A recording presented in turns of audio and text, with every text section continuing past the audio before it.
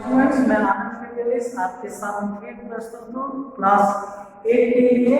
देखिए हम लोग चैप्टर पढ़ रहे थे वर्ण विचार, दूसरा चैप्टर जो है, और ये हमारा 5वां भाग है। इस भाग में हम लोग बेहतरीन तरीके से बहुत सारी चीजों के बारे में बातें करेंगे। यहाँ तक कि आज जो समय चल रहा है उसके विषय में भी हम लोग बातें करते हुए आगे बढ़ेंगे, अपने पढ़ाई पर भी ध्यान देंगे। तो आज हम लोग को पढ़ना है बच्चों व्यंजनों का मेल। व्यंजनों का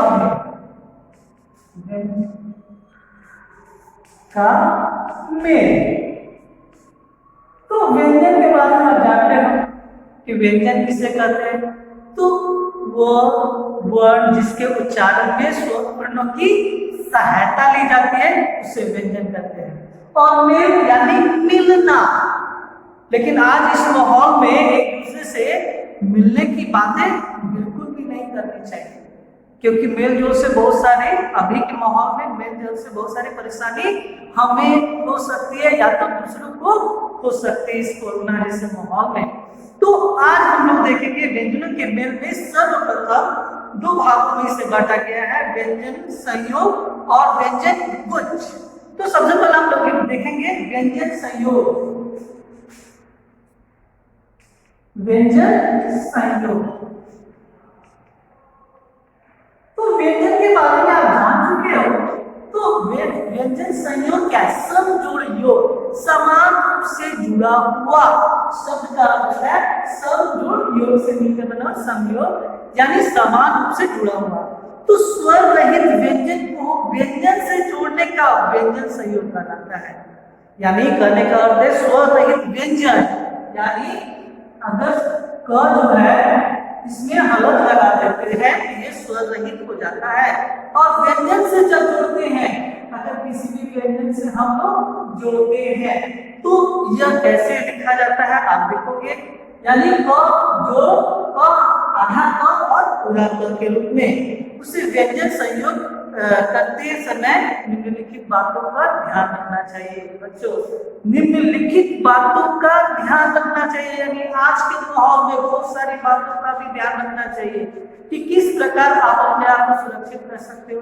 समय समय पर हाथों को सैनिटाइज करके या किसी भी साबुन से धो करके, या बाहर न निकल करके हमेशा मुंह पर मास्क लगा करके आप बाहर जाते हैं तो कपड़े को फिर ला करके घर पर धो देना है। तो हर एक प्रकार के नियम होते हैं आज के इस दौर में। तो यहाँ पे भी बहुत सारे नियम दिए गए हैं, उसे जानना बहुत ही जरूरी है। पहला जो है, खड़ी पाई वाले व्यंजनों में से खड़ी पाई को हटा दिया जाता है, यानी खड़ी पाई को हटा दिया जाता है। यानी अगर हम ख लिखते हैं तो यहाँ पर ये खड़ी पाई है और इस खड़ी पाई को हम लोग क्या करेंगे? हटा देंगे। उसके अनुसार च, अगर च हम लिखते हैं तो इस खड़ी पाई को इधर भी हम लोग हटा देंगे, हटा करके यानी आधा च के रूप में इसका प्रयोग करेंगे। दूसरा जो नियम है, जिन व्यंजनों के बीच में खड़ी पाई हो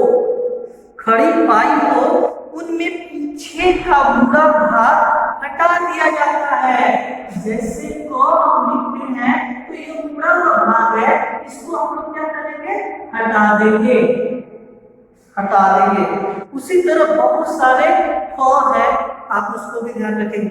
तीसरा जो नियम है, बिना पाई वाले व्यंजनों में नीचे हलक लगा दिया जाता है। बिना पाई वाले जैसे द और द ना, तो इसमें क्या करेंगे? हलक लगा देते हैं।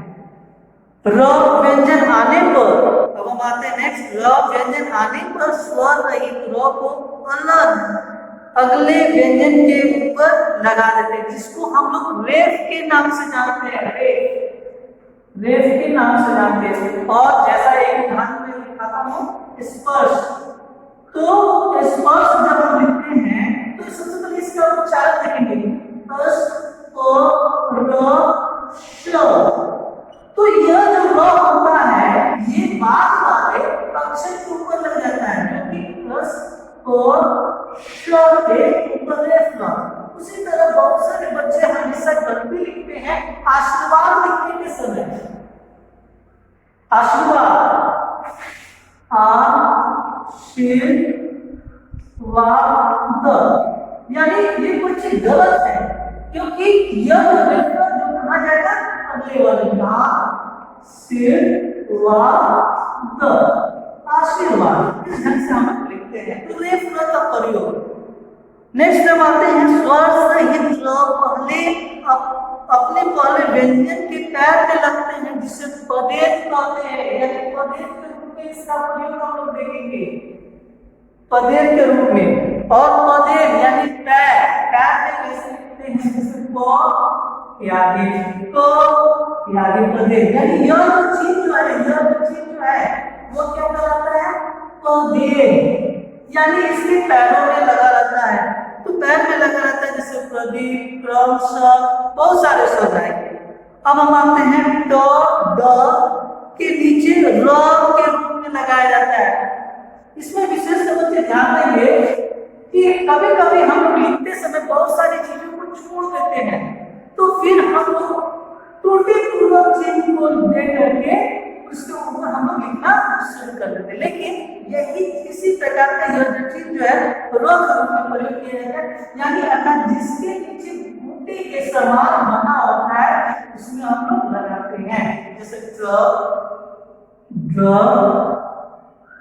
जैसे राष्ट्र, ड्रामा जैसे शब्द का प्रयोग हम लोग लिखते हैं, राष्ट्र, ड्रामा जैसे शब्द में हम लोग नीचे की ओर, यानी ऐसे जो चीज जो देखेंगे, जो कि आपको एक सब छोटी याद चीज जिसको हम लोग कहते हैं, चीज में भी आपको पढ़ना है, तो हम लोग इसको नीचे की ओर लगाते हैं।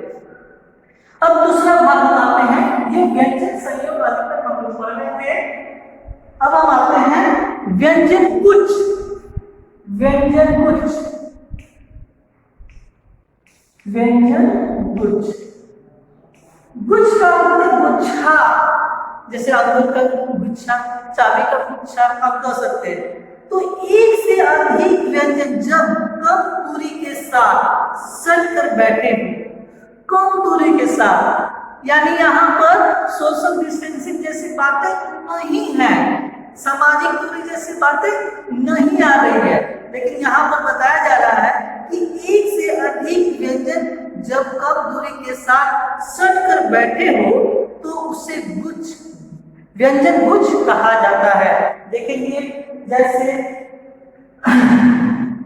स्पर्श, यानी सोशल डिस्टेंसिंग सामाजिक दूरी नहीं है, यहाँ पर देखेंगे तो यहाँ पे स्पर्श आपका शुरू में ही देखेंगे, व्यंजन, स्पर्श, जैसे और भी बहुत सारे शब्द हैं, गुच्छ यहाँ पर, तो इसमें दूरी के साथ सट कर बैठे रहते हैं, यानी सटे हुए रहते हैं।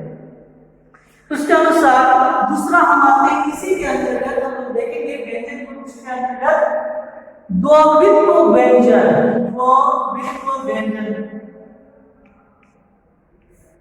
द्वित्व व्यंजन। तो द्वित्व व्यंजन क्या है, द्वित्व का अर्थ होता है दो, अर्थात जिसमें दो व्यंजन हो, दो व्यंजन शामिल हो, एक समान व्यंजनों का मेल हो तो द्वित्व व्यंजन की रचना होती है, अर्थात जिसमें दो व्यंजन क्या होते हैं, मिले होते हैं।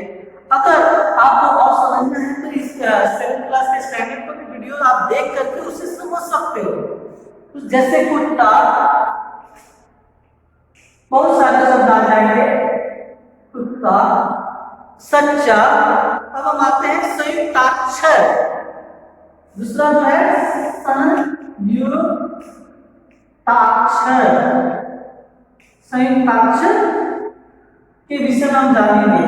सम मतलब समान, युक्त मतलब होता है जुड़ा हुआ, और अक्षर आप जानते हो जिसका खंड या टुकड़ा नहीं किया जा सकता, या उसके अनुसार आपको पहले भी परिभाषा बताई गई है कि भाषा की सबसे छोटी इकाई को जिसका खंड या टुकड़ा नहीं किया जा सकता उसे वर्ण कहते हैं, अर्थात वर्ण का दूसरा नाम अक्षर।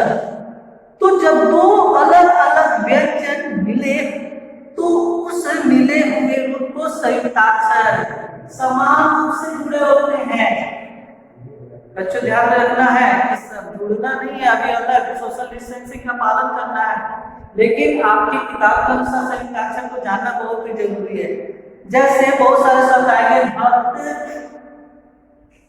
भक्त, तो ये जुड़ा हुआ है।